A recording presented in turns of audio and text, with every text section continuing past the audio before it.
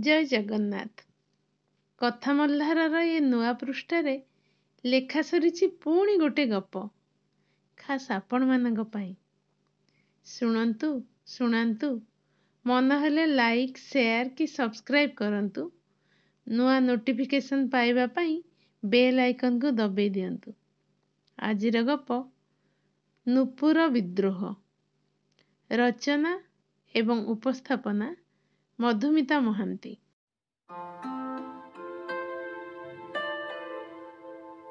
ସାବଧାନ, ସାବଧାନ, ସାବଧାନ।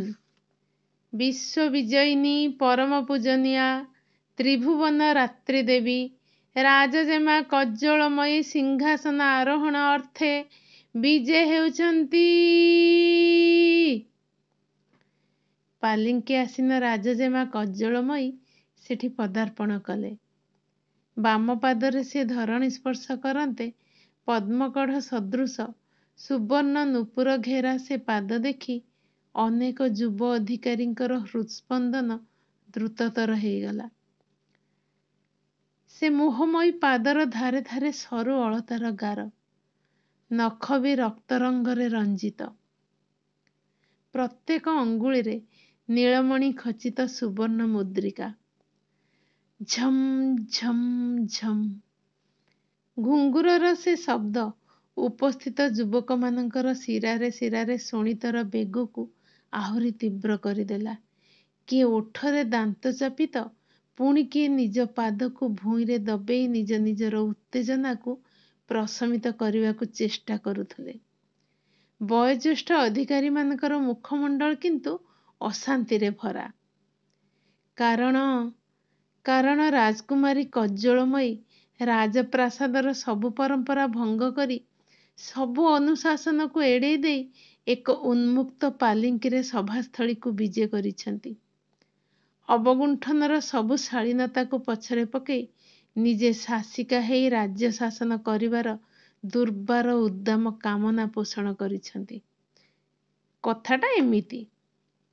ମହାରାଜା ଅମରେନ୍ଦ୍ର ପ୍ରତାପ ସିଂ ହଠାତ୍ ଅସୁସ୍ଥ ହେଇ ପଡ଼ିଲେ। ଶଯ୍ୟାଶାୟୀ ମହାରାଜା ମୃତ୍ୟୁ ପୂର୍ବରୁ ଉତ୍ତରାଧିକାରୀ ଚୟନ କରିବେ ବୋଲି ସିଦ୍ଧାନ୍ତ ନେଲେ। ହେଲେ ସେ ଗୁରୁ ଦାୟିତ୍ୱ କାହା ମୁଣ୍ଡରେ ଦେବେ? ଏକମାତ୍ର ପୁତ୍ର ଯୁବରାଜ ଚନ୍ଦ୍ରପ୍ରତାପ ମଲ୍ଲିକାର୍ଜୁନଙ୍କ ହସ୍ତରେ, ଯିଏ ମଦ୍ୟପ, ବେଶ୍ୟାସକ୍ତ, ବିଳାସୀ, ଆମୋଦ ପ୍ରମୋଦ ମଗ୍ନ, ବଦଖର୍ଚ୍ଚୀ ହେଇ ପ୍ରଜାଙ୍କ ହୃଦୟରେ ବିନ୍ଦୁଏ ମାତ୍ର ସ୍ଥାନ ଅଧିକାର କରିପାରି ନାହାନ୍ତି। ନା, ରାଜମହିଷୀ ବିନ୍ଦୁବାସିନୀ, ଯିଏ ଜୀବନ କହିଲେ ବୁଝନ୍ତି ମହାରାଜାଙ୍କର ସୁଖ ଦୁଃଖ, ଯିଏ ଦିବସ କହିଲେ ଜାଣନ୍ତି ମହାରାଜାଙ୍କ ପାଇଁ ଅନ୍ତହୀନ ପ୍ରତୀକ୍ଷା, ଯିଏ ରଜନୀ କହିଲେ ଜାଣନ୍ତି ମହାରାଜାଙ୍କର ରାତ୍ରି ଅଭିସାର ପାଇଁ ନିଜକୁ ପ୍ରସ୍ତୁତ କରିବା। ରାଜଜେମା କଜ୍ଜଳମୟୀ ଅବଶ୍ୟ ସର୍ବଗୁଣ ସମ୍ପନ୍ନା, ବିଦୁଷୀ, ଅସି ଚାଳନା, ମୁଷ୍ଟିଯୁଦ୍ଧ, ତୀର ଚାଳନା, ଅଶ୍ୱାରୋହଣରେ ପ୍ରବୀଣା ସେ, ପ୍ରତ୍ୟୁତ୍ପନ୍ନମତି। ଯେକୌଣସି ସମସ୍ୟାକୁ ସ୍ଥିତପ୍ରଜ୍ଞ ରହି ସମାଧାନ କରିବାରେ ସେ ଧୁରୀଣ।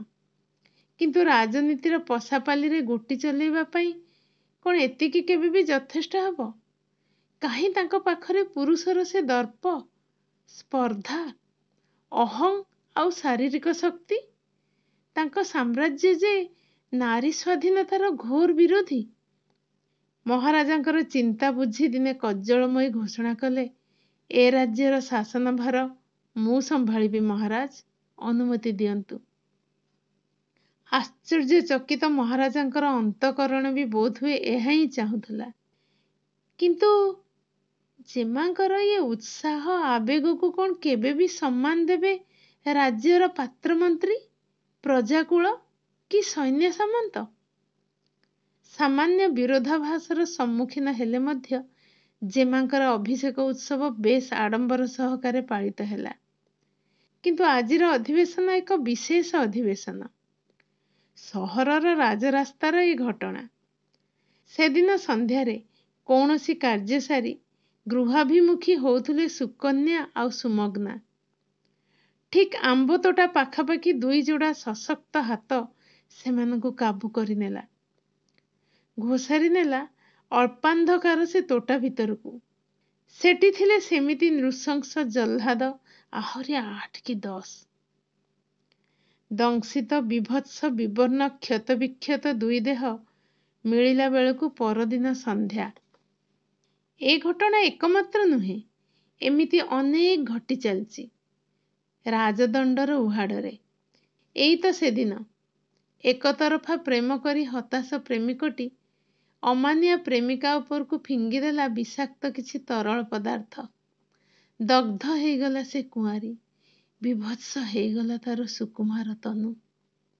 କୋଉଠି ବିଦ୍ୟାଳୟରେ ଲାଞ୍ଛିତ ହେଉଥିଲା ବାଳିକାଟି ତାର ପୂଜ୍ୟ ଶିକ୍ଷକଙ୍କ ଦ୍ୱାରା, ତ ପୁଣି କୋଉଠି ଚିକିତ୍ସାଳୟରେ କାର୍ଯ୍ୟରତ ନାରୀ ବୈଦ୍ୟ ତା ସହକର୍ମୀର କାମନାର ଶିକାର ହେଉଥିଲା। ସେଥିପାଇଁ ଆଜିର ଏ ବିଶେଷ ସଭାର ଆୟୋଜନ।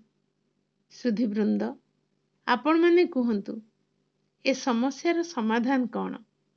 ରାଜଜେମା କହିଲେ, ମହାମାନ୍ୟା, ମୋ ମତରେ ନାରୀମାନେ ସର୍ବଦା ପର୍ଦ୍ଦାର ପ୍ରଚ୍ଛଦ ପଟରେ ଗୃହ ଅଭ୍ୟନ୍ତରରେ ରହିବା ଉଚିତ। ସେମାନଙ୍କର ସ୍ୱାଧୀନ ବିଚରଣ ପୁରୁଷଙ୍କର ମତିଭ୍ରମ କରୁଛି। ତେଣୁ ସେମାନଙ୍କୁ ପରାଧୀନତାର ଶୃଙ୍ଖଳ ପିନ୍ଧାଯାଉ। ମହାମନ୍ତ୍ରୀ କହିଲେ, ନିରାପତ୍ତା ଯୋଗେଇବୁ ତ କେତେ ଜଣକୁ? ସେନାପତି ପ୍ରଭାସ ରଞ୍ଜନ ସବୁ ବେଳ ପରି ଉତ୍ତ୍ୟକ୍ତ। ଅପରାଧୀକୁ କାବୁ କରିହବ, କିନ୍ତୁ ଅପରାଧ ଘଟେଇବାକୁ ଯାଉଥିବା ଦୁଷ୍ଟ ମସ୍ତିଷ୍କଟିର ଠିକଣା ପାଇବା ଅସମ୍ଭବ। ଏଣୁ ମୋ ମତରେ ସୂର୍ଯ୍ୟାସ୍ତରୁ ସୂର୍ଯ୍ୟୋଦୟ ଯାଏ ଅନ୍ତତଃ ନାରୀମାନଙ୍କର ବାହ୍ୟ ବିଚରଣ ଉପରେ କଟକଣା ଲଗାଯାଉ। ମହାସନ୍ଧି ବିଗ୍ରହକ ଜୟନ୍ତ ବର୍ମନ ଉଠି ଠିଆ ହେଲେ। ମଣିମା, ପ୍ରାଚୀନ କାଳରେ ବିଦୁଷୀ ରମଣୀମାନଙ୍କର ଉଦାହରଣ ବିରଳ ନୁହେଁ। ସେମାନେ ଗୃହ ଅଭ୍ୟନ୍ତରରେ ରହି ହିଁ ବିଦ୍ୟା ଶିକ୍ଷା କରୁଥିଲେ। ତେବେ ଏବେ କାହିଁକି ଏତେ ସ୍ୱାଧୀନତା ସେମାନଙ୍କୁ? ବାକି ସଭ୍ୟବୃନ୍ଦ, ଆପଣମାନଙ୍କର କିଛି ଭିନ୍ନ ମତ ଅଛି, ନା ଏଇ ସୁଧୀବୃନ୍ଦଙ୍କର ମତାମତରେ ଆପଣମାନଙ୍କର ସ୍ୱୀକୃତି ଅଛି? ସିଂହାସନରୁ ଏ ଗମ୍ଭୀର କୋମଳ କଣ୍ଠ ଶୁଭିଲା। ସ୍ୱୀକୃତି, ସ୍ୱୀକୃତି, ସ୍ୱୀକୃତି। ସାରା ରାଜସଭାରେ ଏ ଧ୍ୱନି ଗୁଞ୍ଜରିତ ହେଲା। ମୁଁ କିନ୍ତୁ ଭିନ୍ନ ରାସ୍ତାଟେ ଆପଣେଇବାକୁ ଚେଷ୍ଟା କରୁଛି, ଜେମା କହି ଚାଲିଲେ। ମୋ ମତରେ ସନ୍ଧ୍ୟା ପରେ ପୁରୁଷମାନଙ୍କର ବିଚରଣ ଉପରେ ଅଙ୍କୁଶ ଲଗାଯାଉ। ସ୍ୱାଧୀନତାର ଖୁବ୍ ଅପବ୍ୟବହାର ସେମାନେ କରିସାରିଛନ୍ତି। ଏବେ ସେମାନେ ଗୃହବନ୍ଦୀ ହେଇ ରୁହନ୍ତୁ। ସାନ୍ଧ୍ୟ ବିପଣୀ ଖୋଲନ୍ତୁ ନାରୀ ସୌଦାଗରମାନେ। ସାନ୍ଧ୍ୟ ବାଳିକା ବିଦ୍ୟାଳୟରେ ଶିକ୍ଷାଦାନ ପାଇଁ କେବଳ ଶିକ୍ଷିକାମାନେ ପ୍ରସ୍ତୁତ ରୁହନ୍ତୁ। ଜରୁରୀକାଳୀନ ସେବା ପାଇଁ ସଦାସର୍ବଦା ନାରୀ ବୈଦ୍ୟ, ନାରୀ ଗୁପ୍ତଚର, ଅନ୍ୟାନ୍ୟ ନାରୀ ସେବାକାରୀ ଜାଗତିଆର ରୁହନ୍ତୁ। ସୂର୍ଯ୍ୟାସ୍ତଠାରୁ ସୂର୍ଯ୍ୟୋଦୟ ଯାଏଁ କୌଣସି ପୁରୁଷର ଅବୟବ ଏ ରାଜରାସ୍ତାରେ ଦୃଶ୍ୟମାନ ନ ହଉ। ଯଦି କୌଣସି ବିଶେଷ କାର୍ଯ୍ୟରେ କାହାର ବାହ୍ୟ ଆଗମନ ଆବଶ୍ୟକ ହୁଏ, ତେବେ ସେଥିପାଇଁ ସିଏ ପୂର୍ବ ଅନୁମତି ସହିତ ପରିଚୟ ପତ୍ର ବ୍ୟବହାର କରୁ। ଏ ଆଦେଶର ଉଲ୍ଲଂଘନ ଅଙ୍ଗଚ୍ଛେଦନ, ଦେଶାନ୍ତର ଅଥବା ମୃତ୍ୟୁ ଭଳି କଠିନ ଦଣ୍ଡର ବ୍ୟବସ୍ଥା ରହୁ। ଇଏ କେମିତି ସମ୍ଭବ ମଣିମା? ଅରାଜକତା ବ୍ୟାପିଯିବ ଏମିତି ହେଲେ। ନିଶାର୍ଦ୍ଧରେ ସେମାନେ ଗୃହାଭିମୁଖୀ ହେବେ, ସେମାନଙ୍କୁ ସୁରକ୍ଷା ପ୍ରଦାନ କରିବ କିଏ? ଗୁଞ୍ଜରଣ ଖେଳି ଯାଉଥିଲା ଦରବାରରେ। ଆଲୋଚନା ଧୀରେ ଧୀରେ ପ୍ରତିବାଦର ରୂପ ନେଉଥିଲା। ଅପମାନିତ ଉତ୍କ୍ଷିପ୍ତ ପୁରୁଷ କର୍ମଚାରୀମାନେ ବିଦ୍ରୋହ କରିବାର ସୂଚନା ଦେଉଥିଲେ। ଏଠାରେ ଉପସ୍ଥିତ ନାରୀମାନଙ୍କର ମତାମତ ମୁଁ ଜାଣିବାକୁ ଚାହେଁ। ରାଜନର୍ତ୍ତକୀ ରତ୍ନମାଳା, ପ୍ରୀତିମଞ୍ଜରୀ, ସହଚରୀ ମରୁଆ, ଛନ୍ଦିତା, କୁରେଇଁ, ରଜନୀ ତଥା ଅନ୍ୟ ସମସ୍ତ ନାରୀମାନେ, ଆପଣମାନଙ୍କର ମତ କ'ଣ? ସମ୍ମୁଖ ନିଃସୃତ ମତର ଆବଶ୍ୟକତା ନଥିଲା। ସେ ସମୟର ହର୍ଷ ଉଲ୍ଲାସ ହିଁ ଯଥେଷ୍ଟ ଥିଲା ସେମାନଙ୍କର ମନୋଭାବ ପରିପ୍ରକାଶ ପାଇଁ। ଜେମା, ମହାମନ୍ତ୍ରୀଙ୍କର ଦୃଢ଼ ସ୍ୱର ଥିଲା। ଅସମ୍ଭବ। ରାତ୍ରିର ଗଭୀରତାରେ ନାରୀମାନେ ଏକାକିନୀ ଗୃହାଭିମୁଖୀ ହେବେ। ସେମାନେ ଅବଳା, ଦୁର୍ବଳା। ମହାମନ୍ତ୍ରୀ, ଆଶା ଥିଲା ଆପଣ ଅନ୍ତତଃ ମୋର ବକ୍ତବ୍ୟକୁ ହୃଦଙ୍ଗମ କରିପାରିବେ। ଆପଣ ତ ବିଦ୍ୱାନ, ଅଭିଜ୍ଞତା ସମ୍ପନ୍ନ। କୁହନ୍ତୁ ତ, ଯେତେବେଳେ ରାଜରାସ୍ତାରେ ପୁରୁଷ ନଥିବେ, ତେବେ ନାରୀମାନଙ୍କର ସୁରକ୍ଷାର ଆବଶ୍ୟକତା ଆସିବ କୋଉଠୁ? ପୁରୁଷ ହିଁ ତ ନାରୀର ଏକମାତ୍ର ଶତ୍ରୁ। ନାରୀର ଦୁର୍ବଳ କୋମଳ ଶାରୀରିକ ଶକ୍ତିର ଲାଭ ସେ ସବୁବେଳେ ନେଇଥାଏ। ଆମ ରାଜ୍ୟରେ ବନ୍ୟଜନ୍ତୁଙ୍କର ଭୟ ନାହିଁ। ଆମ ନାରୀମାନେ ଖୁବ୍ ଆଧୁନିକା, ପ୍ରଗତିବାଦୀ। ଭୂତ, ପ୍ରେତ, ଡାଆଣୀ ଭଳି କାଳ୍ପନିକ ଜିନିଷକୁ ବିଶ୍ୱାସ ବା ଭୟ ସେମାନେ କରନ୍ତିନି। ଆମ ରାଜ୍ୟର ପ୍ରତ୍ୟେକ ପଥ ଉପପଥ ମଧ୍ୟ ବେଶ୍ ଆଲୋକିତ। ତେବେ କାହାକୁ ସେମାନେ ଭୟ କରିବେ? କାହାଠାରୁ ସେମାନଙ୍କୁ ଆଉ ବିପଦର ଆଶଙ୍କା ରହିବ? ସାରା ସଭାରେ ବାତ୍ୟା ପରର ନୀରବତା। ସମସ୍ତ ସଭାସଦଙ୍କର ମସ୍ତକ ଝୁଲି ପଡ଼ିଥିଲା ନିମ୍ନକୁ। ମଣିମୁକ୍ତା ହୀରା ନୀଳା ଖଚିତ ରାଜସିଂହାସନରେ ବିବିଧ ରତ୍ନାଳଙ୍କାର ପରିହିତା ଷୋଡ଼ଶୀ ରାଜଜେମା କଜ୍ଜଳମୟୀ ମୃଦୁ ମୃଦୁ ହସୁଥିଲେ ଆଉ ଝଟକୁଥିଲେ ଦେବୀଟିଏ ପରି।